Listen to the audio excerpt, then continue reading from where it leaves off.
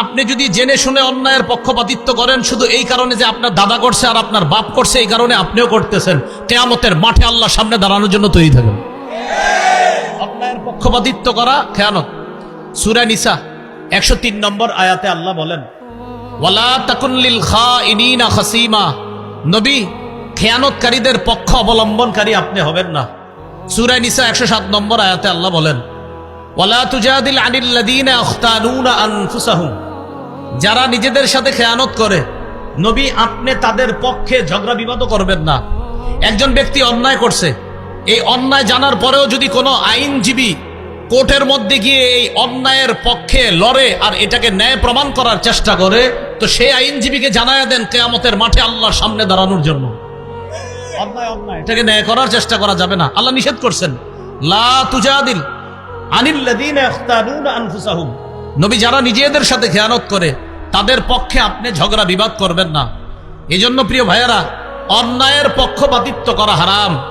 আপনাদের সামনে অনেক মানুষ বলবে, আমি যদি এই করি, আমি যদি সেই করি, তো আপনাদেরকে এমন করব তেমন করব। এগুলা শুই না আপনারা পক্ষের অবলম্বন করেন। ওই যে বাপে পক্ষ করছে, দাদা তার পক্ষে কথা বলছে, এজন্য আপনিও তার পক্ষ অবলম্বন করলেন। যেই মাত্র পক্ষে অবলম্বন করলেন, করার সাথে সাথে কিছুদিন পরে আপনাকে বাঁশ দেওয়া শুরু করলো। এটা আপনি জেনে শুনে অন্যায়ের পক্ষ অবলম্বন যদি করেন, তা আল্লাহর কাছে আপনি দাঁড়ানোর জন্য তৈরি থাকবেন। মূল আলোচনায় চলে আসি। জনপ্রতিনিধি নির্বাচন করার ক্ষেত্রে আপনি যদি জেনে শুনে অন্যায়ের পক্ষ অবলম্বন করেন, তো আল্লাহর কাছে আপনি দাঁড়ানোর জন্য তৈরি থাকেন। দেশের দায়িত্ব নেওয়া আমানত, যিনি আমানত রক্ষা করবে তার পক্ষ অবলম্বন করা, এটা আমানত। মুসলমান জেনে শুনে কোন দুর্নীতিবাজের পক্ষ অবলম্বন করা, এটা খেয়ানত, এটা অন্যায়ের পক্ষপাতিত্ব করা। এটা আসলেই ঠিক, এটা রেডিমেড ঠিক না। মাহফিলে অনেক সময় হুদাই ঠিক কোন, কিন্তু এটা আসলেই ঠিক। জেনে শুনে অন্যায়ের পক্ষ।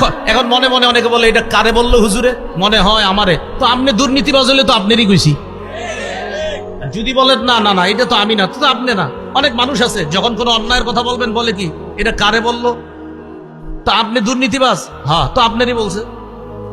হুজুর সুদের ওয়াজ করে, করার পর বের হয়, গত 6 বছর তো আপনার বয়ান সুন্দরী ছিল, আজকে হঠাৎ সুদের ওয়াজ করা কি দরকার ছিল? তো হুজুর জিজ্ঞাসা করে, আপনি সুদ খান? না, কি বলেন, মাঝে মাঝে একটু ছোট কিস্তি দেই।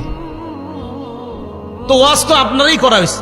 এজন্য আমাদের সমাজে যে যেই অপরাধে আছে, ওই অপরাধের ওয়াজ করলে এটা তার গায়ে লেগে যায় এবং সে ওই অপরাধের পক্ষ অবলম্বন করে ভালো মানুষের উপর আক্রমণ চালানোর চেষ্টা করে।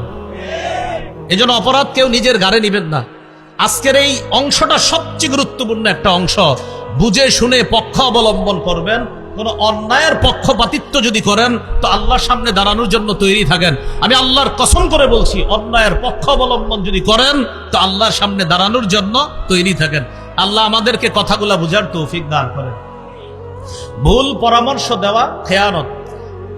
আবু দাউদের হাদিস 3657 নম্বর হাদিস। এই হাদিসের মধ্যে আসছে, মান আশারু আলা আখিহি বিআমরিন ইয়ালামু আন্না রুশদা ফি গায়রিহি ফাকাদ খানা। কেউ যদি কোনো ব্যক্তিকে এমন বিষয়ে পরামর্শ দেয়, সে জানে এটা সঠিক পরামর্শ না। আমি ওনাকে একটা পরামর্শ দিলাম, আমি জানি পরামর্শটা সঠিক না, ইচ্ছা করেই দিছি উল্টা পরামর্শ। রাসূল বলেন, এটা খেয়ানত করলা। ভুল পরামর্শ দেওয়া খেয়ানত। এবার আরেকটা অংশ আসছে, এটা আমার সাথে বলেন। অযোগ্য ব্যক্তিকে যোগ্যতার আসনে বসানো, অযোগ্য ব্যক্তিকে নেতৃত্ব দেওয়া আমানতের খেয়ানত। আবার অযোগ্য ব্যক্তিকে